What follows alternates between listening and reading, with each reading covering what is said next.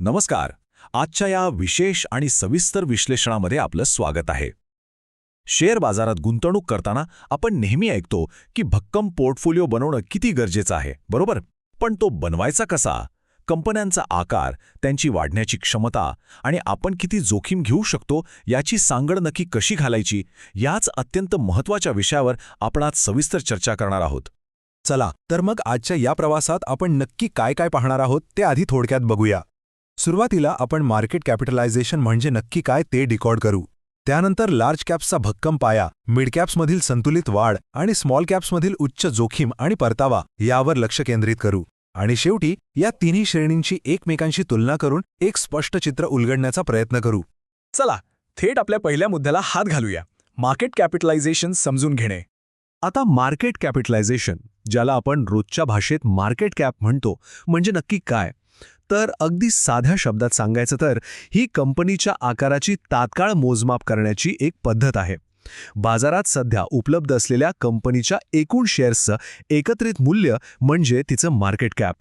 ही संकल्पना समजणं अत्यंत क्रुशियल आहे बरं का, कारण या एका आकड्यावरूनच आपल्याला त्या कंपनीची स्थिरता आणि भविष्यात ती किती मोठी होऊ शकते याचा अचूक अंदाज बांधता येतो. हे गणित तसं अगदी सोपं आहे. इथल्या सूत्राकडे जरा लक्ष द्या.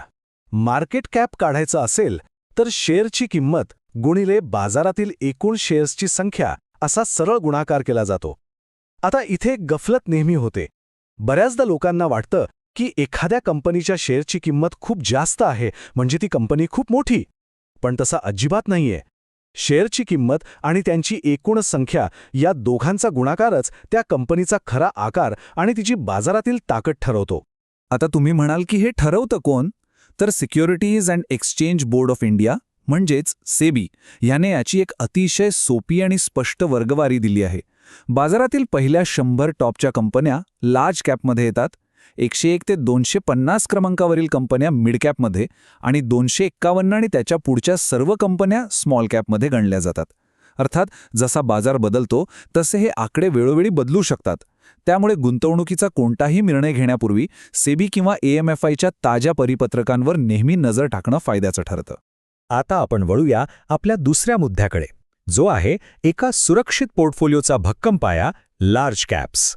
लार्ज कॅप कंपन्या या खऱ्या अर्थाने बाजारातल्या दिग्गज आणि प्रस्थापित कंपन्या असतात. त्यांची काही खास वैशिष्ट्ये आहेत, जसं की अत्यंत कमी अस्थिरता, स्थिर परतावा देण्याची क्षमता आणि अतिशय पारदर्शक, मजबूत असं कॉर्पोरेट प्रशासन. या कंपन्या एखाद्या मोठ्या जुन्या वडाच्या झाडासारख्या असतात. जेव्हा अर्थव्यवस्थेत मंदी येते किंवा बाजारात मोठी उलथापालथ होते, तेव्हा या कंपन्या आपल्या पोर्टफोलिओला एका नांगरासारखा भक्कम आधार देतात आणि मोठ्या नुकसानीपासून वाचवतात. मग या लार्ज कॅप्समध्ये कोणी गुंतवणूक करावी? तर जे लोक शेअर बाजारात नुकतेच आले आहेत, ज्यांना आपली मूळ रक्कम कोणत्याही स्थितीत सुरक्षित ठेवायची आहे किंवा जे आपल्या निवृत्तीसाठी निधी साठवत आहेत, त्यांच्यासाठी हा अगदी सर्वोत्तम पर्याय आहे. उदाहरणच द्यायचे झालं तर HDFC बँक, TCS किंवा एशियन पेंट सारख्या कंपन्यांची नावं घेता येतील. वर्षानुवर्षे या कंपन्यांनी आपला दबदबा टिकवून ठेवला आहे आणि अशाच विश्वासार्ह नेत्यांची एका सुरक्षित पोर्टफोलिओला खरी गरज असते. लार्ज कॅप्सचा भक्कम पाया पाहिल्यानंतर आता आपण एका अत्यंत रंजक टप्प्याकडे वळतोय, मिड कॅप्स आणि त्यांची संतुलित वाढ. मिड कॅप्सची मजाच वेगळी आहे. या स्टॉक्समध्ये परतावा आणि जोखीम यांचा एक अतिशय अचूक सुवर्णमध्य साधला जातो, ज्याला आपण गोल्डीलॉक्स झोन म्हणू शकतो. इथे लार्ज कॅपपेक्षा थोडी जास्त अस्थिरता असते हे नक्की, पण त्यांच्यात व्यवसाय वाढीची आणि भविष्यात स्वतः लार्ज कॅप बनण्याची प्रचंड मोठी क्षमता दडलेली असते. दुसरं म्हणजे बड्या मार्केट ॲनालिस्टचं या कंपन्यांकडे थोडे कमी लक्ष असतं, ज्यामुळे स्वतः सखोल अभ्यास करणाऱ्या गुंतवणूकदारांना इथे लपलेल्या संधी शोधायला खूप वाव मिळतो. तर मग मिड कॅप्समध्ये पैसे कोणी गुंतवावेत? ज्यांना आपल्या गुंतवणुकीवर थोडा जास्त परतावा हवा आहे, पण तरीही अत्यंत टोकाची रिस्क नकोय, त्यांच्यासाठी ही स्टॉक्स म्हणजे एक पर्वणीच आहे. PI इंडस्ट्रीज किंवा पेज इंडस्ट्रीज सारख्या कंपन्यांकडे पाहिलं तर लक्षात येतं की ह्या कंपन्या अतिशय वेगाने नाविन्यपूर्ण व्यवसाय करत आहेत. त्यामुळे जर तुमचा दृष्टिकोन मध्यम ते दीर्घकालीन असेल आणि बाजारातील छोट्या मोठ्या चढउतारांची तुम्हाला फारशी भीती वाटत नसेल, तर मिड कॅप्सचा विचार नक्कीच व्हायला हवा.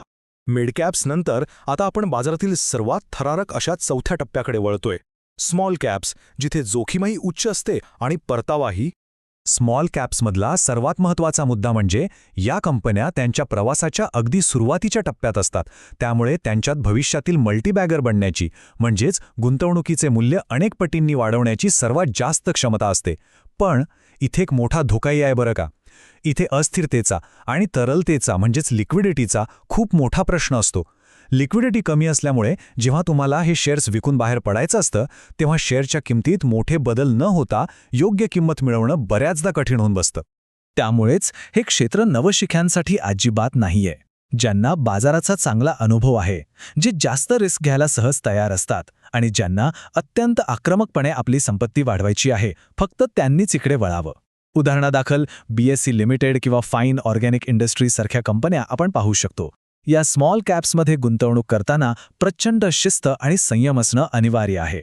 आणि सर्वात महत्त्वाचं म्हणजे तुमच्या संपूर्ण वैविध्यपूर्ण पोर्टफोलिओचा केवळ एक छोटासाच हिस्सा अशा उच्च जोखमीच्या ठिकाणी गुंतवणं केवळ शाणपणाचं ठरतं.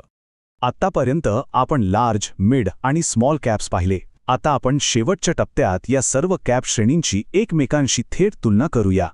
आता या तुलनात्मक तक्त्याकडे बघा. हे एका दृष्टिक्षेपात संपूर्ण बाजाराचं पारदर्शक विश्लेषण करणारं चित्र आहे. एका बाजूला तुम्हाला लार्ज कॅप्स दिसतील, कमी जोखीम, उच्च तरलता आणि स्थिर परतावा. अगदी दुसऱ्या बाजूला स्मॉल कॅप्स आहेत, अतिशय उच्च जोखीम, कमी तरलता पण वेगाने वाढण्याची अफाट क्षमता. आणि या दोन्हींच्या अगदी बरोबर मध्ये हा संतुलित असा मिड कॅपचा टप्पा आहे. या एकाच तक्त्यावरून आपल्याला रिस्क आणि रिवॉर्ड यांचं पूर्ण गणित अगदी स्पष्टपणे समजून येतं. हे पाहिल्यावर एक गोष्ट तर पक्की आहे की सर्व गुंतवणूकदारांसाठी कोणताही एकच साचेबद्ध पर्याय कधीच योग्य नसतो. प्रत्येकाचा मार्ग वेगळा असतो. आणि म्हणूनच आजचं हे सखोल विश्लेषण आपण एका अतिशय महत्त्वाच्या प्रश्नाने संपवूया. एका आदर्श गुंतवणूक पोर्टफोलिओमध्ये स्थिरता आणि अस्थिरता यांचं योग्य मिश्रण नक्की काय असायला हवं? थोडा विचार करा.